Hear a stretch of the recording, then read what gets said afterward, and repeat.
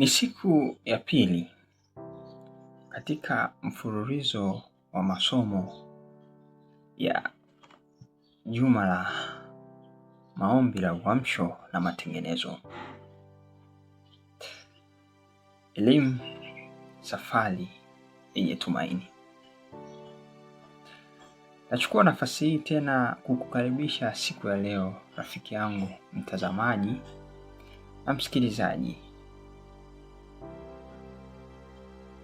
Siku hii tuna somo lenye kichwa kinachosema,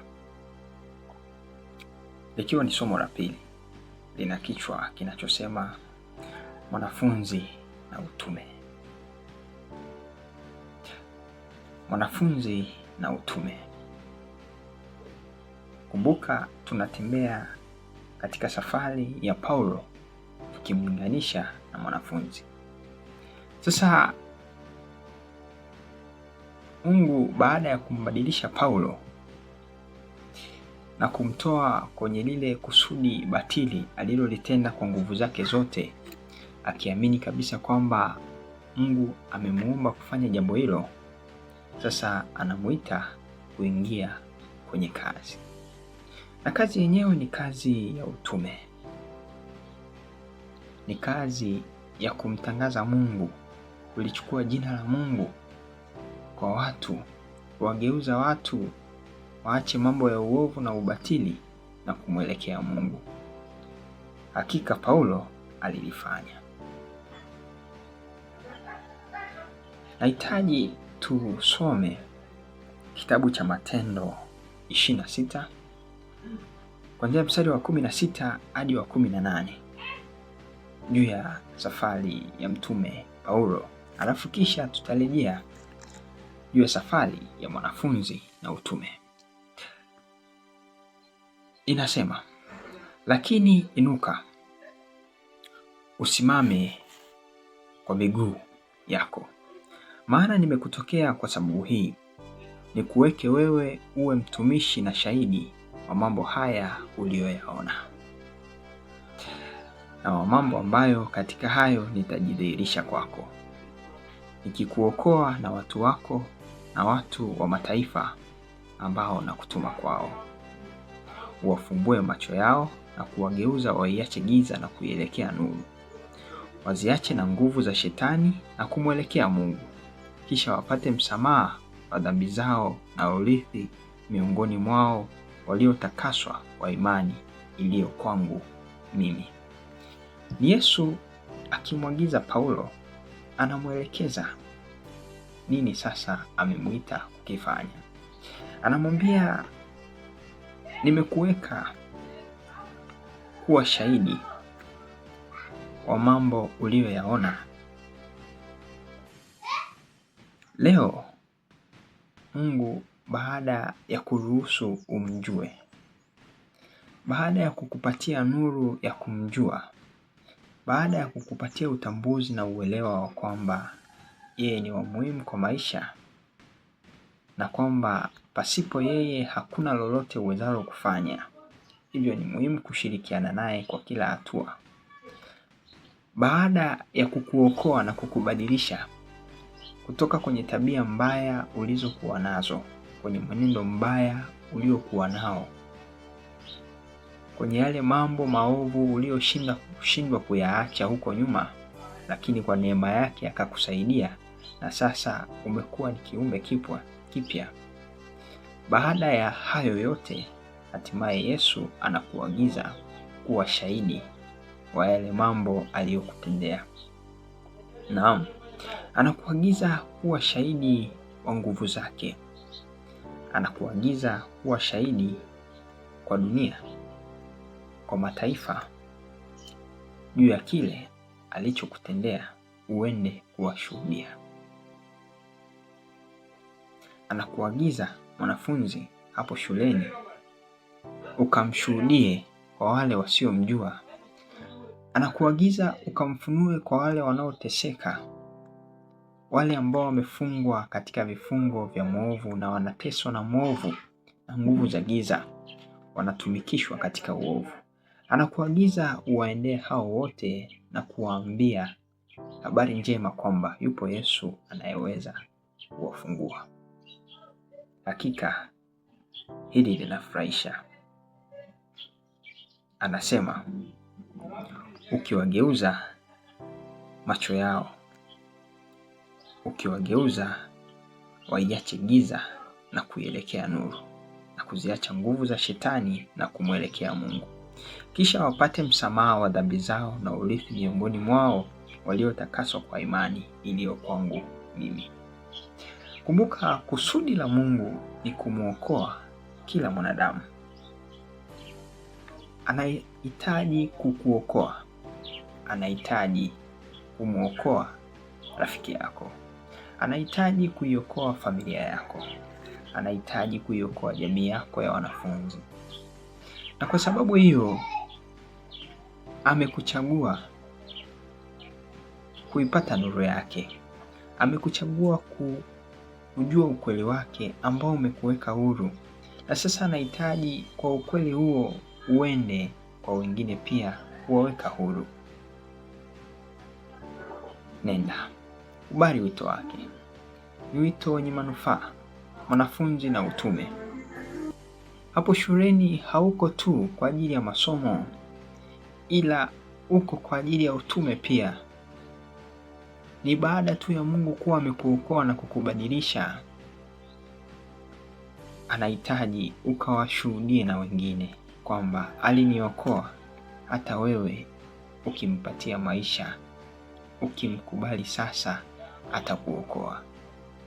Hili ni jukumu la kwako, aliko tu kwa wale ambao tunawafahamu kama wachungaji, wainjilisti, wala watu fulani ambao ni maalum ama spesheli. Hapana, hata wewe una nafasi katika hili. Yumkini katika kuishi kwako umekuwa umemwamini, umezishuhudia nguvu zake, lakini bado umekaa kimya, na wakati huo kuna wenzako, kuna watu ambao wanaangamia kwa sababu tu ya kutokumjua. Yumkini unadhani kile ulichonacho ni kidogo sana na hakifai na wala hakitaweza kumfaa yeyote wala kumsaidia, lakini nikwambie, si kidogo hata kidogo. Kinahitajika na mtu fulani, na laiti akikipata atamtukuza Mungu na kufurahi sana. Rafiki, amka sasa, amka, nenda kawaambia watu habari zake. Mwanafunzi, simama, inuka, simama. Paulo anapowaandikia Warumi anasema, kwa sababu ukimkiri Yesu kwa kinywa chako ya kuwa ni Bwana na kuamini moyoni mwako ya kuwa Mungu alimfufua katika wafu, utaokoka. Kwa maana kwa moyo mtu huamini hata kupata haki, na kwa kinywa ukiri hata kupata wokovu. Kwa maana andiko lanena, kila amwaminie hata tahayarika. Kwa maana hakuna tofauti ya Myahudi na Myunani, maana yeye yule ni Bwana wa wote, mwenye utajiri kwa wote wamwitao. Hakika hili linanifurahisha sana kwamba ana utajiri kwa wote wamwitao. Haijalishi ni maskini au ni tajiri, ana utajiri kwa wote wamwitao. Haijalishi ni wema au wabaya, wote wanaomwita atawapa utajiri, na huu utajiri uko katika Kristo. Ni utajiri wa wokovu. Yesu amekufa awaokoe watu wote. Lakini habari njema ni kwamba bila wewe hakuna atakaye fikiwa. Kama Mungu amekuweka hapo, ujue kabisa hawa wa hapo atakaye wafikia ni wewe, na ndilo kusudi la Mungu kwamba wewe uwafikie. Hebu tuendelee kusoma tuone Mtume Paulo anavyosema. Kwa kuwa kila atakaye liitia jina la Bwana ataokoka. Basi wamwiteje yeye wasiye mwamini? Tena wamwaminije yeye wasiyemsikia? Tena wamsikiaje pasipo mhubiri? Tena wahubirije wasipopelekwa? Kama ilivyoandikwa, ni mizuri kama nini miguu yao wahubirio habari ya mema. Ni kweli wanahitaji kumwamini Yesu ili waokolewe, lakini watamwaminije kama hawajamsikia? Kama hawajamsikia alikufa ili waokoe wanadamu, watawezaje kumwamini? Na je, watawezaje kumsikia kama wale wanaopeleka habari njema watachagua kukaa kimya, hawatachagua kunena? Na ikiwa si wewe, basi ni wengine waende kupeleka habari njema. Je, wataendaje bila kupelekwa?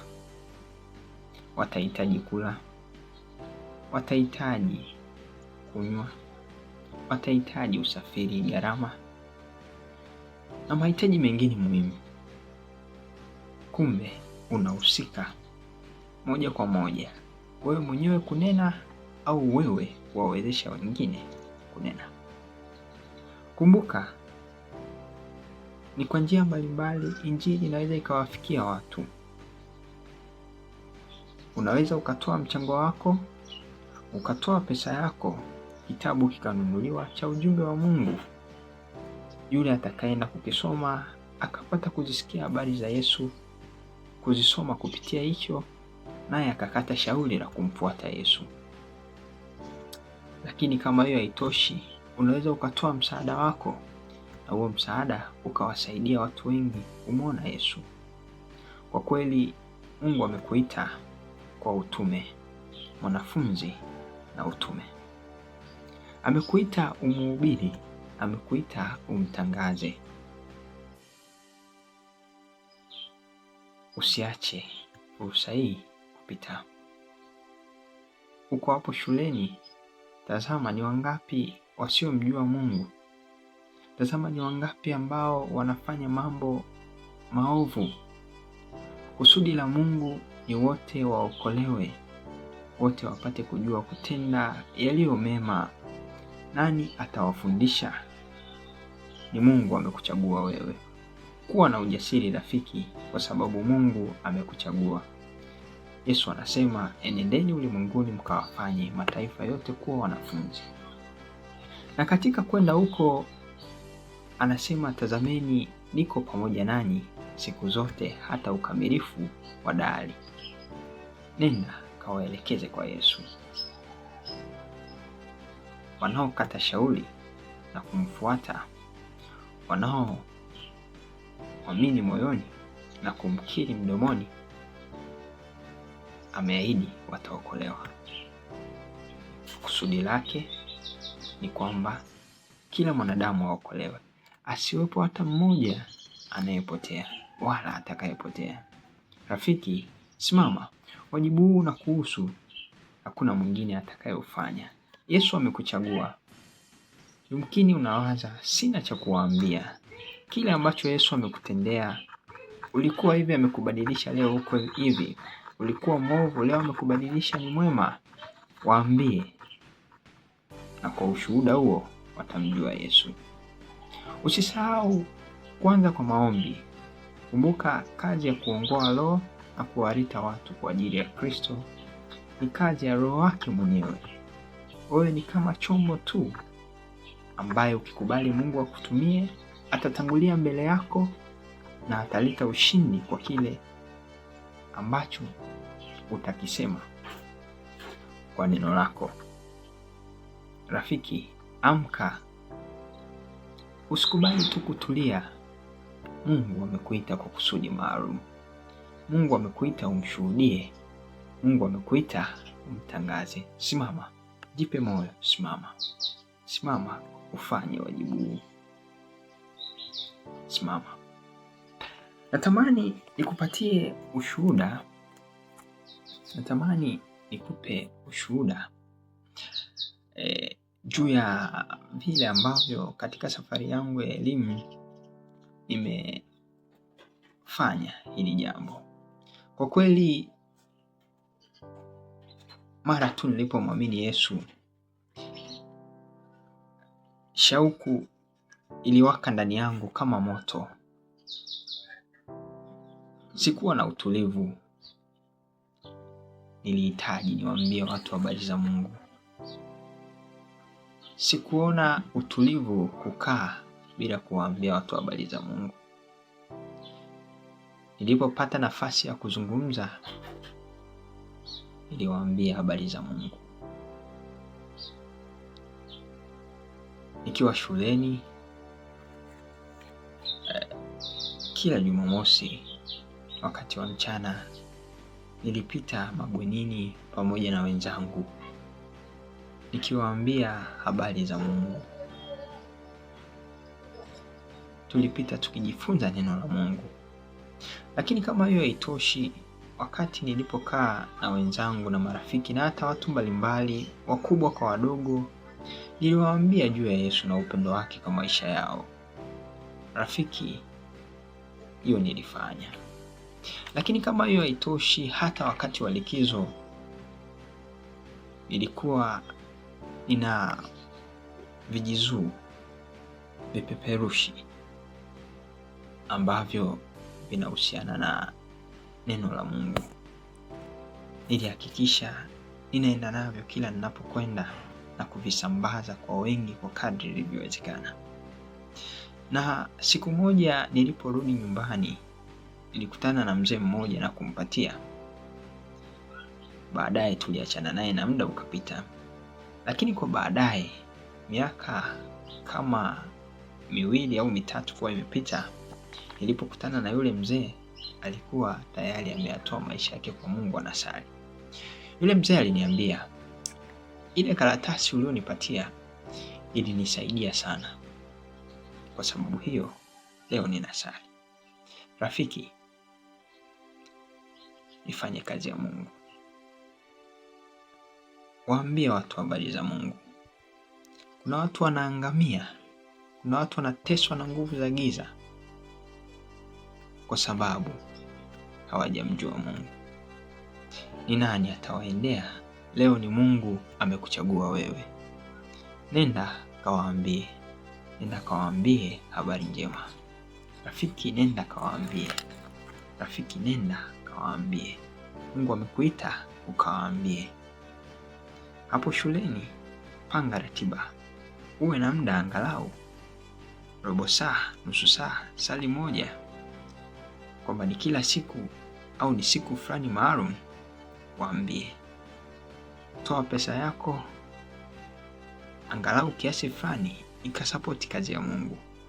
Rafiki, nenda kawaambie. Kabla sijaingia katika maombi, natamani kutoa wito. Sasa nikiwalenga kidato cha 6 ambao najua tayari muda umeisha na shuleni wanaondoka. Lakini je, ni wangapi umegusa maisha yao na wamemwona Yesu? Natamani wale ambao wanatamani kabla hawajakamilisha, Yesu awasaidie angalau wamfikie hata mtu mmoja na kumwambia habari ya upendo wa Yesu juu ya maisha yao na vile anavyotaka kuwaokoa. Kama ndiwe, basi ninapoenda kuomba, ungana nami na Mungu akusaidie. Basi tuombe. Asante Baba kwa ajili ya watoto wako, na asante tena kwa ajili ya somo la leo. Ninawaombea uwape nguvu za kusimama kwa ajili ya utume. Ninawaombea wawezeshe kuzigundua karama zao na talanta zao ulizokusudia zitumike kuwavuta watu wengi kwako, na uwasaidie kuzitumia kwa ujasiri. Ni katika jina la Yesu naomba na kuamini. Amina. Mungu akubariki. Ni siku ya pili. Hapa ndipo tunapokomea. Kwa hiyo tunaenda somo la 3. Karibu sana, tuwe pamoja. Mungu akubariki sana.